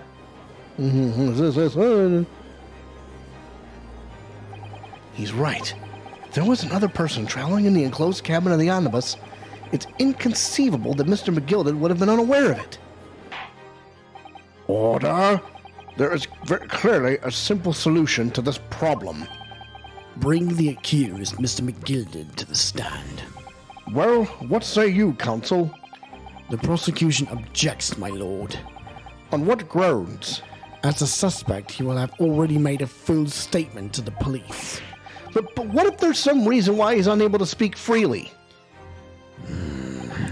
Magnus McGilded is no uneducated ruffian. Huh? If it indeed turns out the man has been withholding information, you can be sure it would have been a most deliberate act. Counsel for the defense, what is your opinion? My lord, should we ask Mr. McGilded to testify or not? Demand his testimony, I think. Yep. Yes, we need to hear what he has to say in order to find out the truth. The defense would like to call Mr. McGilded to the stand. In that case, I would like to hear the opinion of the jury. Ah, yes, I need a little time to consider this. If you ask me, I think we should hear what Mr. McGilded has to say. Get a man out here, I say. It would be utterly illogical not to hear his testimony. When something needs doing, get it done. That's how I run things at the guild. Hearing what the patron of my favourite little box say? Oh yes, that would be lovely. Yes, the jury says the man must be heard. Very well. The court will hear the defendant's testimony. Bailiff, show the defendant to the stand at once. Kind of glad we started this early. Now, maybe what actually happened that night will finally become clear. Man, this has gone on long enough. Let proceedings be resumed. Mr. McGilded, have you been listening to the discourse of the day? To be sure I have, my lord. There are now two matters on which the court desires to hear from you. The first is whether or not there was a third party with you in the omnibus cabin as proposed by the defense. The second is that if such a person was indeed present, why did you conceal that fact from the police? Begad no, 'tis not my nature to hide anything at all. Just answer the questions, please. The truth of the matter is, I've been desperate about this all along. Do I tell you all, I'll keep my mouth shut? Tell us what, Mr. McGilded? The fine fellow representing me is absolutely right. In the carriage of the night with myself and the other man, there was another passenger. It's true? Aye, and 'twas me who had the little urge and get away after it all happened. You... What?